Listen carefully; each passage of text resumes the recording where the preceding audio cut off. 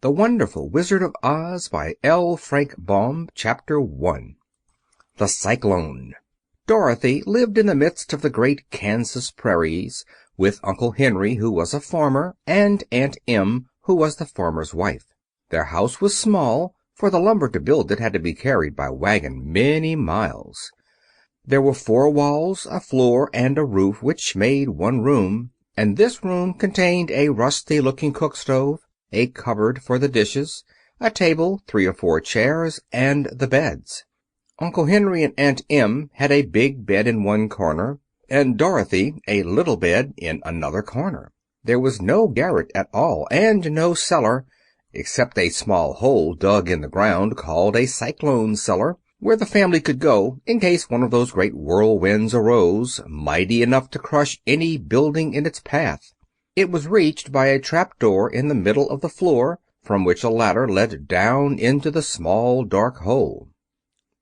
When Dorothy stood in the doorway and looked around, she could see nothing but the great gray prairie on every side. Not a tree nor a house broke the broad sweep of flat country that reached to the edge of the sky in all directions. The sun had baked the plowed land into a gray mass, with little cracks running through it. Even the grass was not green, for the sun had burned the tops of the long blades until they were the same gray color to be seen everywhere.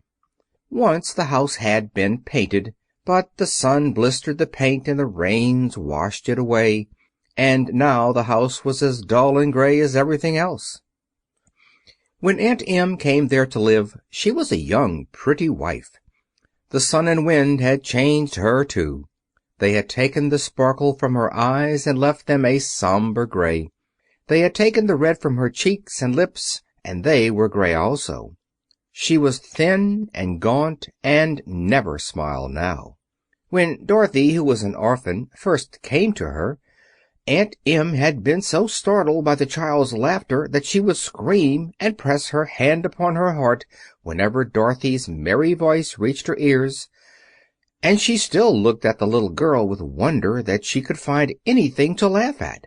Uncle Henry never laughed. He worked hard from morning till night, and did not know what joy was. He was gray also, from his long beard to his rough boots, and he looked stern and solemn and rarely spoke. It was Toto that made Dorothy laugh, and saved her from growing as gray as her other surroundings. Toto was not gray. He was a little black dog, with long silky hair and small black eyes that twinkled merrily on either side of his funny wee nose.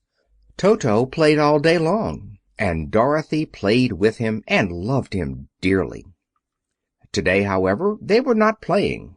Uncle Henry sat upon the doorstep and looked anxiously at the sky, which was even grayer than usual. Dorothy stood in the door with Toto in her arms, and looked at the sky too. Aunt Em was washing the dishes. From the far north they heard a low wail of the wind, and Uncle Henry and Dorothy could see where the long grass bowed in waves before the coming storm. There now came a sharp whistling in the air from the south, and as they turned their eyes that way, they saw ripples in the grass coming from that direction also. Suddenly Uncle Henry stood up. "There's a cyclone comin', Em," he called to his wife. "I'll go look after the stock." Then he ran toward the sheds where the cows and horses were kept. Aunt Em dropped her work and came to the door. One glance told her of the danger close at hand. "Quick, Dorothy!" she screamed. "Run for the cellar!" Toto jumped out of Dorothy's arms and hid under the bed, and the girls started to get him. Aunt Em, badly frightened, threw open the trap-door in the floor and climbed down the ladder into the small dark hole. Dorothy caught Toto at last and started to follow her aunt. When she was halfway across the room, there came a great shriek from the wind, and the house shook so hard that she lost her footing and sat down. Sample complete. Ready to continue?